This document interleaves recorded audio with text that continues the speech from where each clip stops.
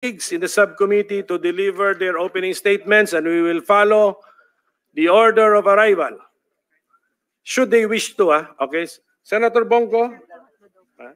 Okay, he will wait. Senator Cinta Villar, do you wish, ma'am, to deliver an opening statement? Find out. Okay. We now proceed to the...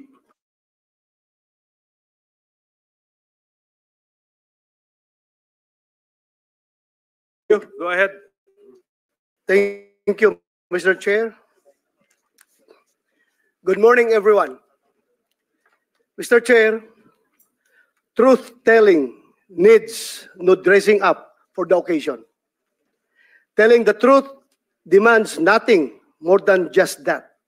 Telling it, testifying to it. Lying, on the other hand, requires fabrication. Intricate, deliberate, elaborate planning. One lie is tied to a system, an entire web of other lies, in order for the story, the fabric, to hold together. Nitong nakaraang mga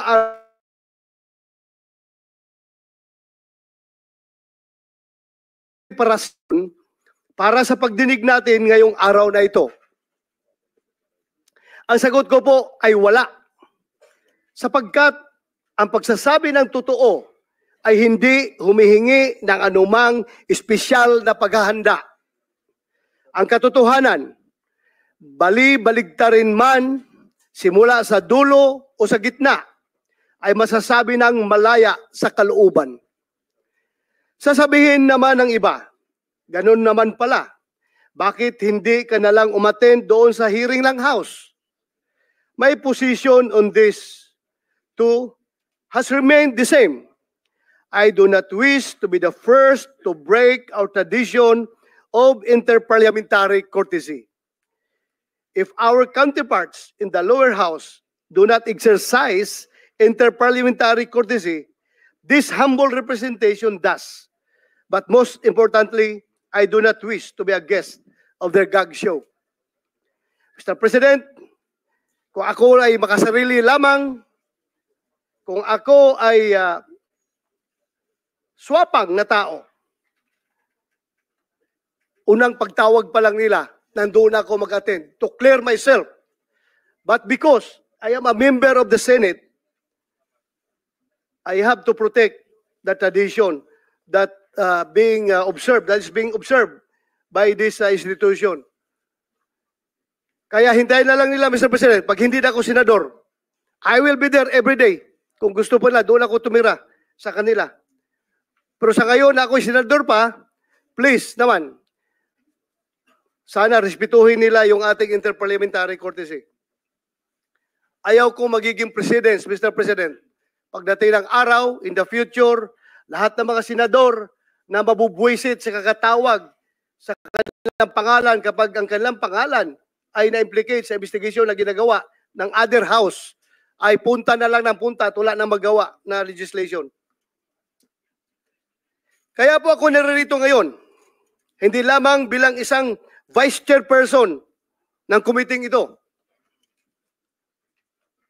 kundi bilang isang resource person.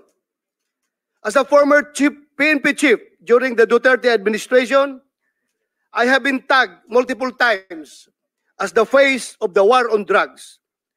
The same war on drugs openly supported by both the Senate and the House of Representatives, and of course, supported by our people. Perhaps I am one of the best persons to contribute to today's discussion. I am here, Mr. Chair, to tell the truth, and as I do so, witness the web of lies come undone, one thread at a time. Today, I say duty calls. My duty to the truth and nothing but the truth. So help me God. Daghang salamat, Mr. Chair. Thank you, Senator De La Rosa. The chairman apologizes for forgetting our tradition here in the Senate that the Senate officers, when they are present, they are given priority in line, Mr. President, ladies and gentlemen. So let me now recognize our Senate President Pro Tempore, Senator Estrada, if he cares to deliver. My esteemed colleagues, and to all our resource persons, particularly former President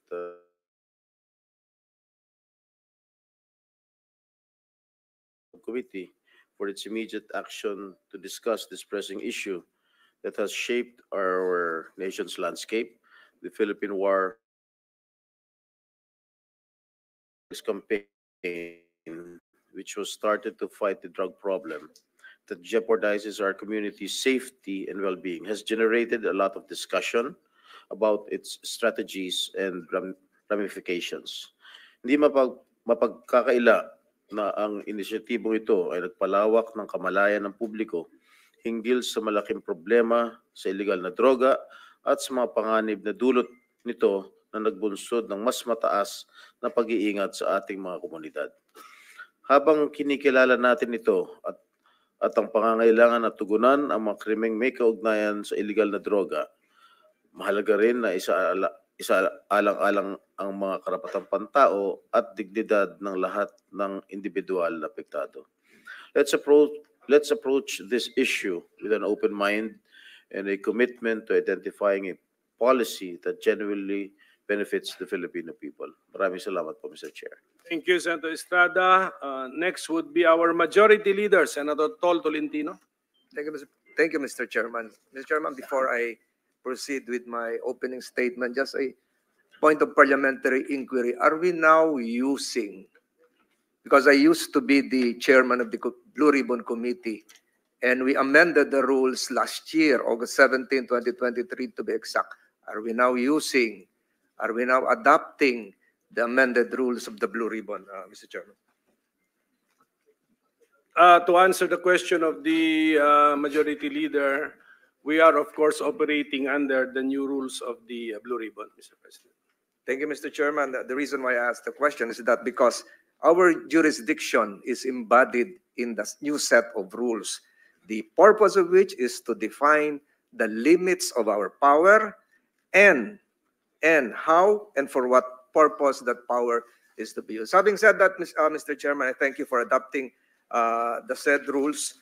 Gusto ko lamang pong idiin sa mga nakikinig po ngayon, lalong-lalo na po sa mga abogadong naririto, that you should have in your possession, or you must have probably read the rules that I've just mentioned. Otherwise, siguro yung mga kliyente nyo, hindi dapat kayo bayaran ngayon kung hindi nyo nabasa yung rules. No offense to the members of the bar present here, Mr. President. Mr. President, I have been studying meticulously long lines of cases, and it would appear that the morass here, Mr. President, of this Senate hearings motivation is probably understandable. There is indeed, to the minds of those knowledgeable in law, a seeming conflict between a presumption of regularity as to what this committee will be doing and the presumption of innocence insofar as the rights of those perhaps not yet indicted resource persons present here today. Mr. Chairman, balancing the general public interest as against individual rights is probably the duty of this committee, and that is your job today, Mr. Chairman. In proceeding with today's investigation, I have studied the long line of constitutional authority emanating from the Constitution to the recognition by the Constitution itself of the right of the House of Representatives or the Senate to formulate its own rules. And under our rules, a Blue Ribbon Committee was indeed established. And a Blue Ribbon Committee, just like any other committee, can delegate the functions of the said committee to a subcommittee. And that is what we are doing right now, Mr. Chairman, if I'm not mistaken. Again, the presumption of regularity is there. the constitutional chain of authority having been established is there. But what is now needed, Mr. Chairman, is for the committee to really, as what the Senate President pro tempore mentioned a while ago, exercise and allow that the word respect should permeate the proceedings today, Mr. President. Dapat po magkaroon ng paggalang sa isa't isa habang tinatalakay natin ang nilalaman, ang konteksto ng ating hearing ngayon. Meron lamang po akong gustong idagdag, Mr. Chairman, na most probably hindi pa nagagamit. And I'm now addressing my colleagues here, the members of the bar, lawyers here in attendance. When a resource person is asked and he refuses legally not to answer a question, he can invoke the right against self-incrimination. That is provided for under the Constitution. That is legal. But we have a case, Mr. President, Mr. Chairman, which should now be incorporated under our rules, that before a resource person can be declared cited in contempt, that he or she be given the right to explain why he or she should not be cited in contempt. That was part of the latest Supreme Court dicta in the Ong case. Number two, and this has not yet been raised in all investigations that I have attended ever since, there is a second, and I'm addressing, and I'm I'm now aiding the lawyers here in attendance, that there is a second right that can be invoked by a resource person in refusing to answer a question. And that right would sound something like this. I refuse to answer the question because this is not pertinent to the inquiry under consideration. Mr. Chairman, the word inquiry is part of our rules. That is Section 3, wherein a jurisdictional challenge can be raised. Questions should be pertinent or relevant to the inquiry. That has never been raised, and in a long line of decided cases in other jurisdictions, refusal to answer a question on the said ground has been sustained. Mr. President, I raised that point because first, before I again proceed with my opening statement, pinasasalamatan po natin si Pangulong Duterte sa pagpapaunlak sa imbitasyon ng committee ito, ng subcommittee ito, para ipaliwanag yung mga dapat ipaliwanag. Kinikilala po namin ang inyong karapatan, kinikilala rin po ng committee ito ang karapatan ng lahat na naririto, at dapat po yan igalang. The Senate's power to investigate is not merely a procedural exercise. It is a profound duty that enables us to uncover the truth, foster transparency, and safeguard public trust. Yet, in our pursuit of the truth, we are guided by the unyielding principles of the Bill of Rights, a cornerstone of our democracy that protects the freedoms and dignity of every Filipino. Yun po yung sinabi ko kanina. Mahirap yung trabaho ng chairman dito ng committee ito to balance public interest as against individual rights. The Bill of Rights ensures that even as we seek accountability, no individual rights to due process, protection from self-incrimination, nor presumption of innocence is compromised. These rights are not obstacles to the truth, but essential safeguards that uphold justice and strengthen our commitment to the rule of law. As we carry our investigative duties today, which is a broad information gathering given possible future legislative measures, let us reaffirm that truth can only be pursued within the framework of respect for these fundamental freedoms. By doing so, we not only fulfill our mandate, but honor the democratic principles that protect our people. Maraming salamat po, Senator Pimentel. Maraming salamat sa Blue Ribbon Committee. Thank you, Majority Leader, for the words of wisdom. We now go back to the list. Senator Risa Ontiveros. if she wishes to give her opening statement. Yes, salamat kaayo, Mr. Chair. Magandang umaga po. Nagpapasalamat ako sa ating chair dahil una nating maririnig ang kwento ng mga biktima at naulila ng war on drugs. Their stories deserve to be heard and should spur us to action. Mga kababayan, dati, walang kagatol-gatol na nangako si President Rodrigo Duterte na papatayin niya ang kapwa niya Pilipino. Mga ama, ina, anak, magkakapamilya at magkakapitbahay, mga journalist, mga kritiko, alang-alang sa baluktot na pagkakaintindi niya sa kaayusan at kapayapaan. Yan ang isa sa mga pangako niyang sana hindi na lang niya tinupad. Maraming nagsasabi, nagbibiro lang daw si tatay. Pero sa ngayon, hindi tayo nandito para magtalo pa kung anong ibig niyang sabihin sa libo-libong beses na sinabi ni President Duterte na papatayin niya tayong mga Pilipino. Today, we will take him at his word. Ngayong umaga, iimbestigahan natin ang madugong war on drugs at ang mga batas at polisiya na nagpahintulot dito. Malaking bagay po ang partisipasyon ni dating Pangulong Duterte bilang chief architect ng giyerang ito. Kulang ang anumang investigasyon kung hindi siya tatanungin. Ngunit, hindi ito tungkol lang sa kanya dahil bawat biktima ng EJK at mga naulila nila ay biktima ng sistematikong pang-aabuso. In the end, the perpetrators were even rewarded. Pare-pareho ang resulta ng investigasyon. May organized kill list, summary executions, may mga aligasyon ng planted na ebidensya, hanggang sa nabalot na ng takot ang mga barangay natin. Mga nanlaban daw kasi yan, sabi ng ating mga pulis.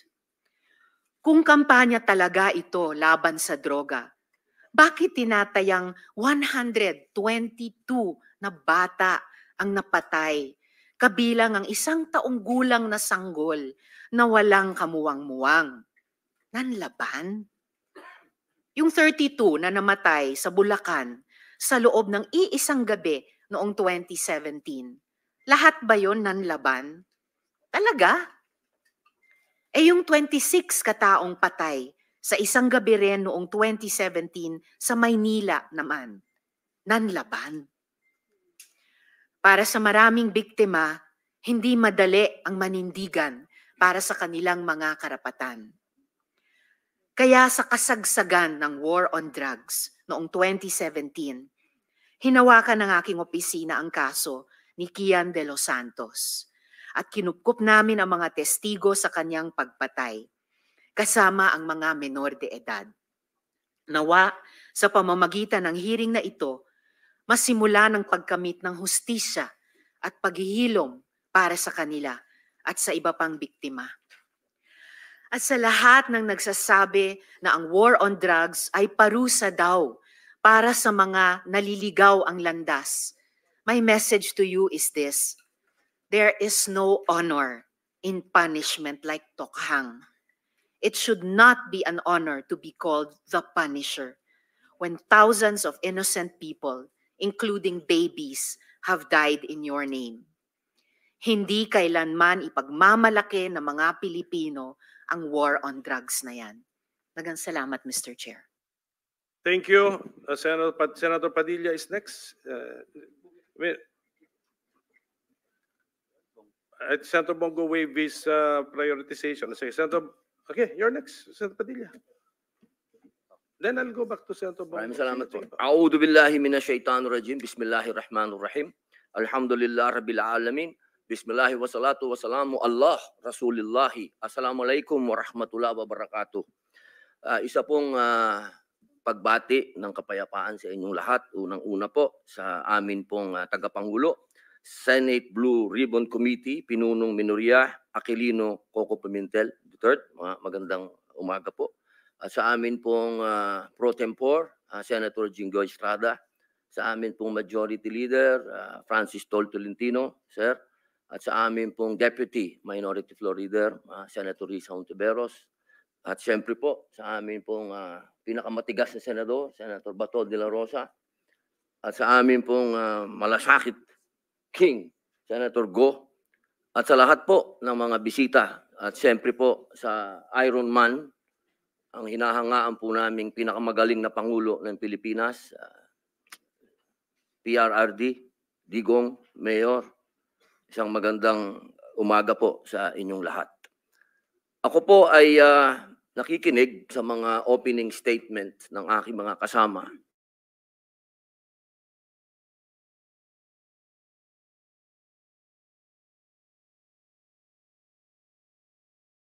Of view sa legal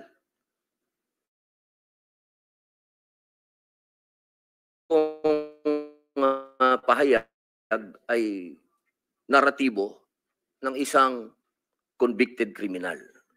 Ako po ay convicted, ako po ay nakulong. Ako po ay nabuhay kasama ang mga kriminal sa Bilibid. At kilala ko po ang underworld. Siguro po, maaring sa ibang bagay, mas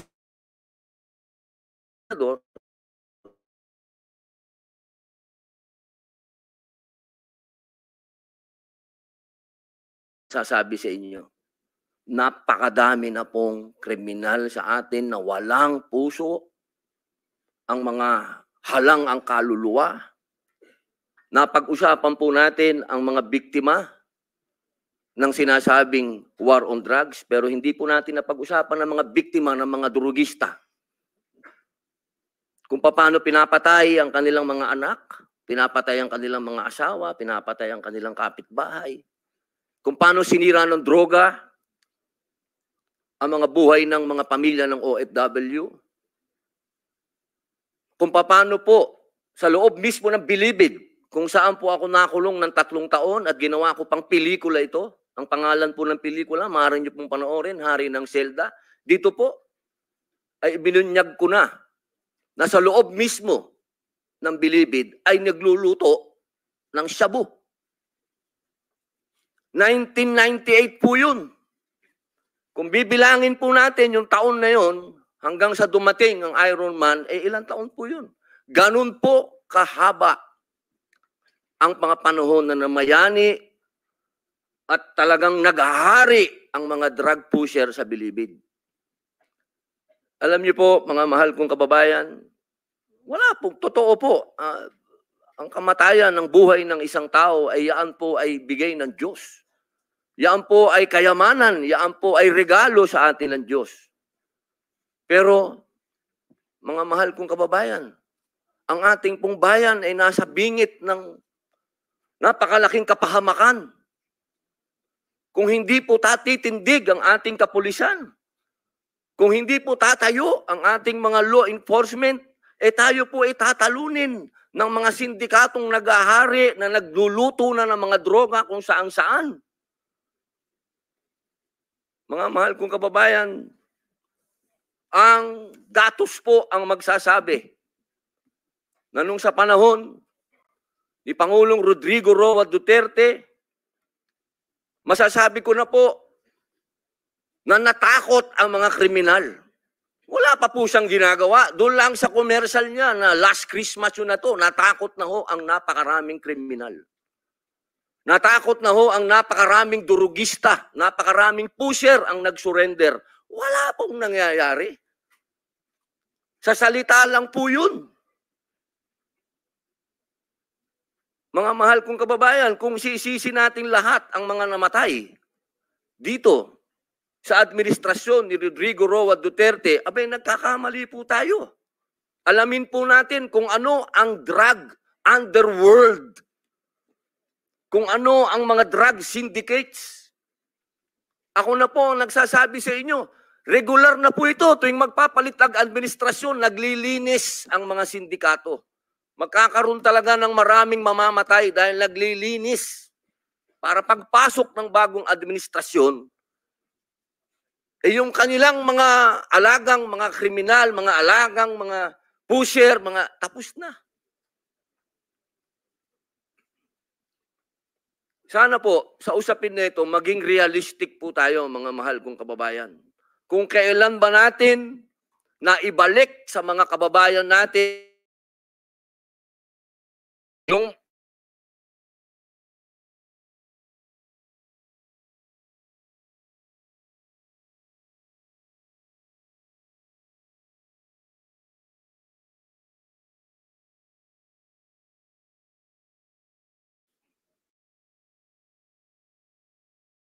wag naman nating haluan ng politika ito. May mga bagay dito sa mundo na kailangan maging realidad tayo. Buong mundo, problema ang droga. Kung walang tatayo para lumaban dito, paano na ang kinabukasan ng mga anak natin? Paano na ang kinabukasan ng bayan natin? Kaya sana po ang inihiling ko sa lahat dito sa pagdinig na ito, iwasan ng politika at tingnan po natin kung saan talaga tayo tutungo ang bayan natin. Mga kababayan, lubog na po tayo sa utang, lubog pa tayo sa tubig, pati ba naman sa ganito, lubog pa rin tayo. Yun lamang po, maraming salamat po.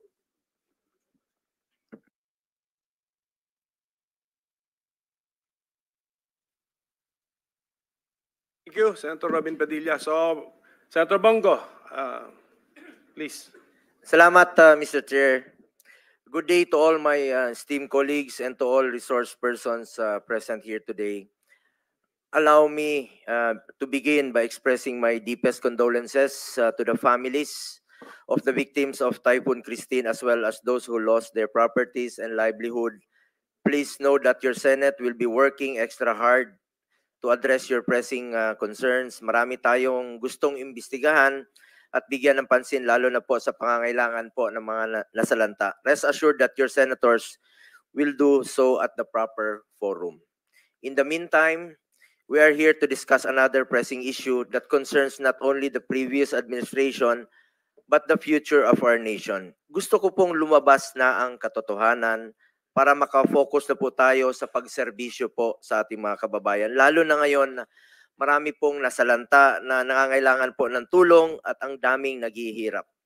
With this, let me emphasize that everything I will say here will be on my oath as a senator. To be clear, my presence here is not only as a member of this committee but also as a resource person kung kinakailangan para maliwanagan tayong lahat.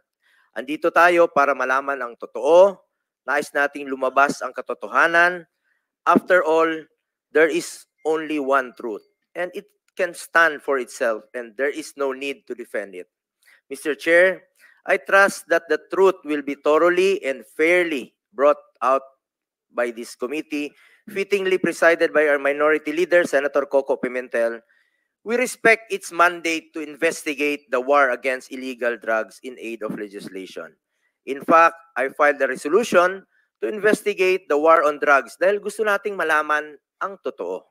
Gusto nating makapagsalita ng malaya at na walang takot ang mga naimbitahan dito, walang public shaming, walang trial by publicity, katotohanan lamang po at hindi politika. The Filipino people must realize the truth at kung ano ang naidulot ng kampanya laban sa illegal na droga at kung nakinabang ba ang mga Pilipino. Mr. Chair, bago mahalal si dating Pangulong Duterte, talamak talaga ang illegal na droga noon. Napasukan ito ng sindikato at karamihan dyan armado. Kahit ang hanay ng pulisya na infiltrate, systematic talaga ang problema. Kaya naman kinailangan po ng kamay na bakal para solusyonan ito.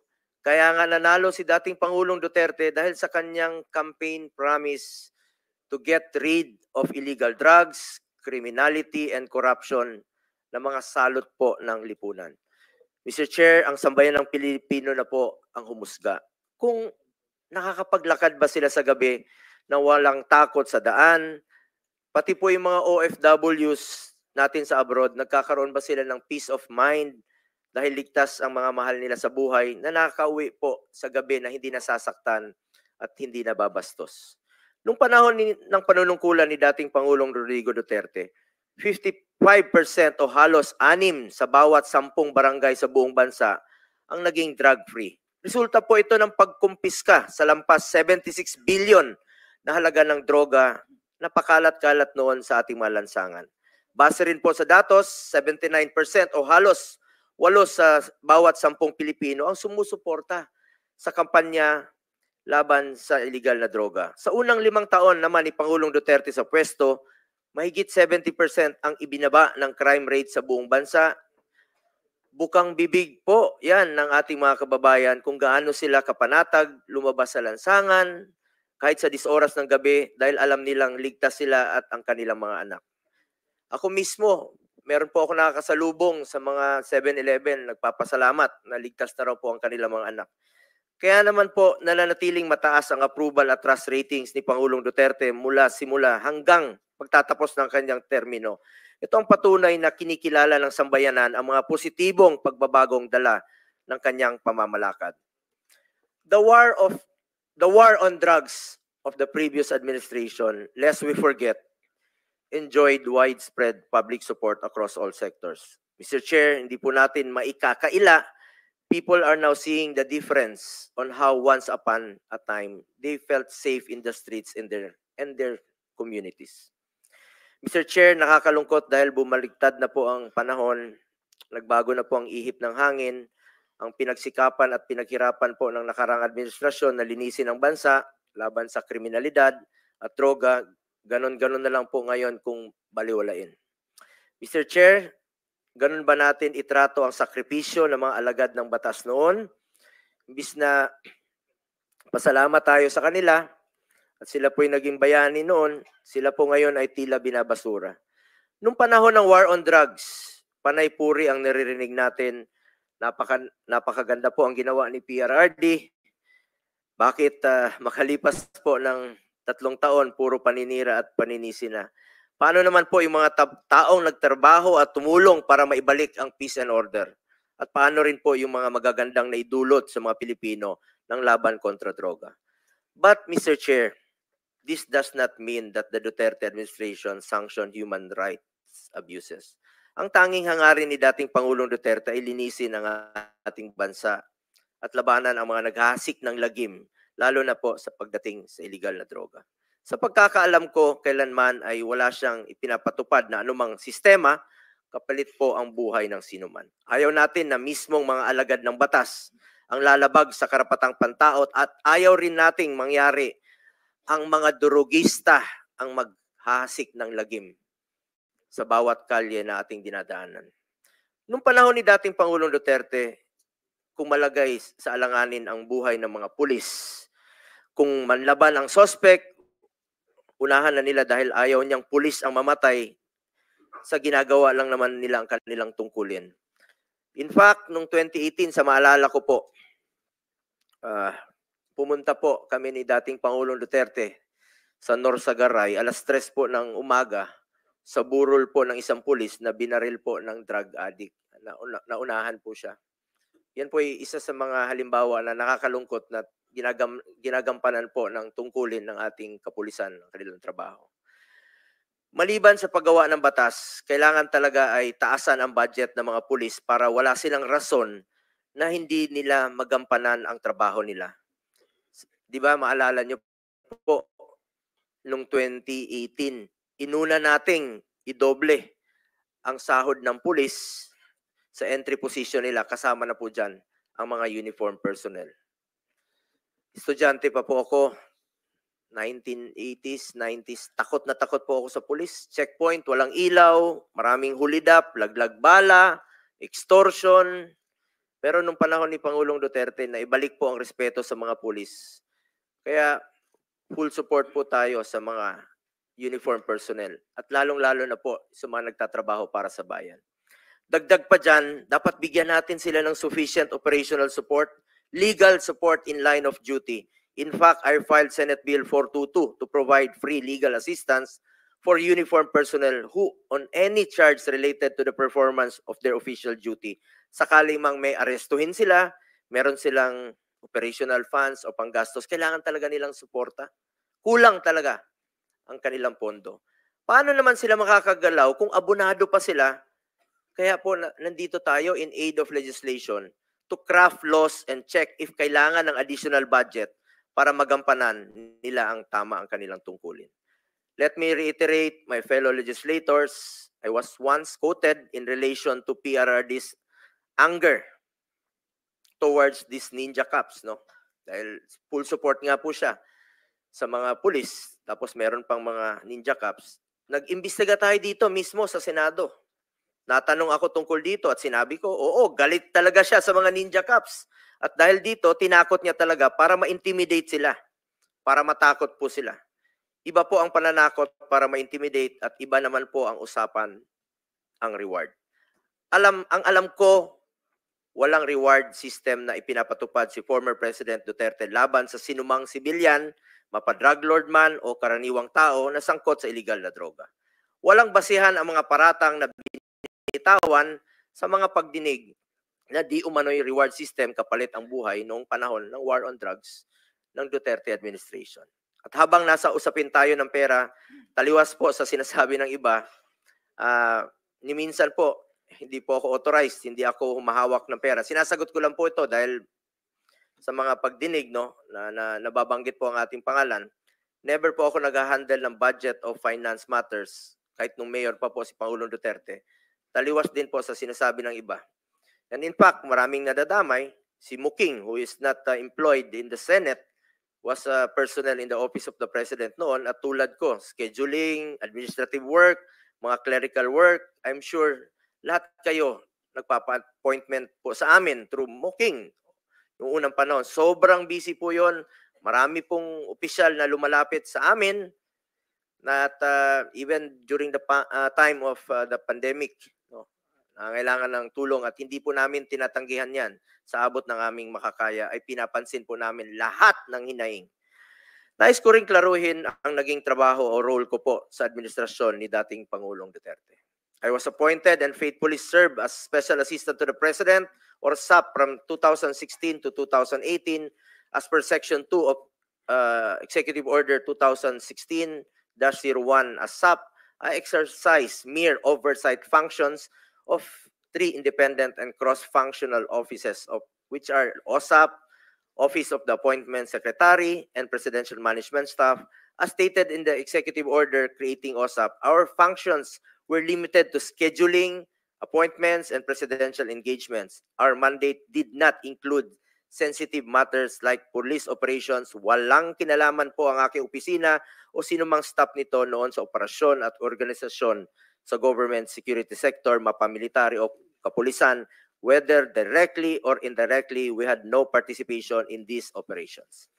In 2018, I left the executive branch when I resigned in order to run for and eventually be elected as senator in 2019 as a legislator and chairman of the Committee on Health during the time of COVID-19 pandemic. I supported and coordinated closely with the executive branch to be able to formulate policies and legislation that would improve our response to the pandemic. We passed Republic Act 11469 or the Bayanihan to Heal as one law, Republic Act 11494 or the Bayanihan to Recover as one law, and Republic Act 11712 or the Public Health Emergency Benefits and Allowances for Healthcare Workers Act, among others. Beyond my mandate as a senator, nangako po ako kay Pangulong Duterte na hindi ko po siya iwanan at lalay pa rin po ako sa kanya sa pangangailangan niya po in my own personal capacity. Kaya naman po, sinasamahan ko siya at kadalasan po ay sa personal ko po itong kapasidad at lalong-lalo na po sa kanyang mga pangangailangan medical, lalo na po na tumatanda na siya, kakaedad na po si Pangulong Duterte at pangako ko sa kanya noon at hanggang ngayon ay hindi ko po siya pababayaan. I am one of the most accommodating persons. Alam niyo po yan. Bukas po ang aking opisina, kahit alas 12 ng gabi, pwede kayong tumawag sa akin. Karamihan po sa inyo, maging mga kasamahan natin sa lower house, ako po ang nakasanayang tawagan kung may gusto po silang iparating kay Pangulong Duterte, kahit senador na po ako. Invitation sa birthday, at lahat ng mga reklamo, pinapakinggan ko po yan. Siyempre, hindi ko naman alam ang lahat ng sagot sa mga reklamo. Kahit si former President Duterte, hindi niya rin po lahat alam sa lahat sa dami po ng kanyang ginagawa. Kaya naman kung may mga gustong magpa-verify ng mga information, maraming reklamo, scammers, manloloko, extortionists, we refer it to CIDG, NBI, doon tayo tumatawag para malaman ang information. Ito siguro ang tinutukoy ng mga ilang opisyal, no, including Police Colonel Leonardo, na sisikapin nating sisiyatin, no. Dahil sa amin talaga lumalapit at humihingi ng tulong.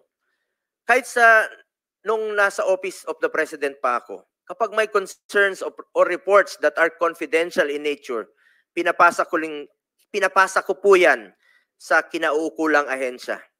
All reports na directed kay President Duterte, siya lang po ang pwedeng magbasa, classified information, or documents ang tawag dyan.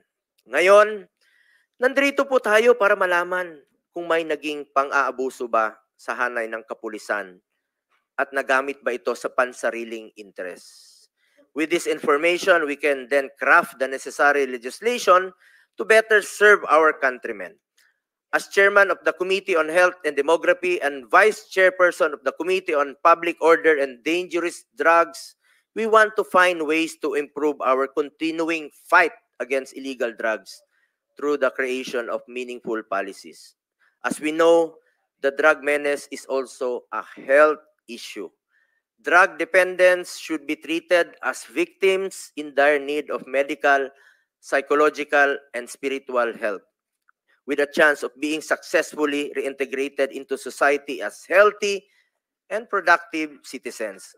Para itong sakit sa lipunan na ayaw nating kumalat.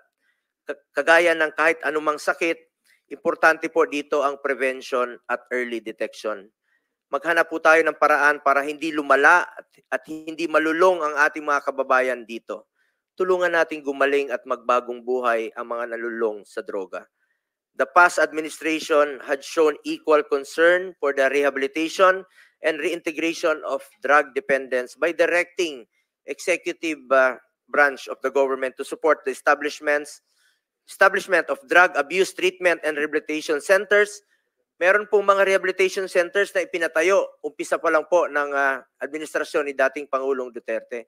Kasama na po dyan ang sa Bukidnon. Malaking tulong po si Senator Mig Zubiri dyan. Nueva Ecija and Las Piñas. Kaya lang po, sa kalagitnaan, hindi na po nagamit itong mga rehabilitation centers sa Nueva Ecija. Kalahati lang po ang na-occupy. Ang war on drugs ay dapat whole of government, whole of nation approach, kaya may rehabilitation at reintegration. In fact, former President Duterte issued Executive Order number 4 creating an interagency task force for the establishment and support of drug abuse treatment and rehabilitation centers. We saw the biggest voluntary surrender of more than 1 million drug users and personalities, which is a feat that has never been seen in the country's history. Ang dami pong sumurrender nun. Kaya then GPNP, 1.6 million po ang sumurrender. First 6 months po ito. Kulang na kulang nga po yung mga lugar, no, kung saan sila magsusurrender. Nagkulang po ang mga preso dahil sa dami po ng nagsurrender. Nagsurrender po sila dahil sa paniniwala nila na seryoso po ang war against drugs ni Pangulong Duterte. Bilang mambabatas, trabaho natin na suriin ang mga pulisiya laban sa droga noon at ngayon at makagawa ng mga bagong batas na kinakailangan upang maisulong ang drug abuse prevention, mapagtibay ang law enforcement, masagip ang mga nabibiktima upang magbagong buhay at mapalakas ang rehabilitation efforts. Bigyan po natin sila ng pagkakataon na magbagong buhay po. For my part, as early as 2019, I already filed a bill, Senate Bill 428, which would establish drug abuse treatment and rehabilitation centers in every province. I also filed Senate Bill 2115 to have vocational and livelihood programs for rehabilitated drug dependents. Bilang chairman po ng Committee on Health, Sports, and Youth, naniniwala po ko na isang health concern po na maaring matugunan sa pamamagitan ng maayos na rehabilitation at maging sa pag-promote sa sports. Hanggang ngayon po, sa kakaikot ko po sa buong Pilipinas, Isa rin po ako sa author at co-sponsor ng National Academy of Sports. Iniinganyo ko talaga mga kabataan to get into sports, stay away from drugs, to keep us healthy and fit. This approach is also in line with the thrust of this administration that attention must be also directed towards the rehabilitation and recovery of victims. Apart from the accessibility of facilities, ito po ay napaka-importante. Sana po ay magtulungan tayo dito. We also have to look into the process to be admitted to these centers. Currently, a commitment order from the court is required to be admitted to rehab centers. Marami pong mga drug user ang gustong magpa-rehab, pero napakahaba po ng proseso. Kaya kadalasan, naisip nila na wag na lang magpa-rehab. Ang resulta, try to heal to heal on their own. Walang intervention, bahala na. Kailangan nating ayusin ito dahil time is of the essence sa mga gustong magbagong buhay. We also have to look into mandatory counseling for victims and empower DSWD to help victims of this societal ill. As chairman of the Senate Committee on Youth, I also suggest crafting laws that would include in the school curriculum the knowledge and information necessary to prevent vices such as illegal drugs. We, as legislators, must work together to prevent abuse of power and protect and respect and uphold human rights. I have consistently worked to increase the budget for the operations of the Philippine National Police and the Armed Forces of the Philippines. Our efforts must be geared towards fulfilling their mandate in accordance with the law.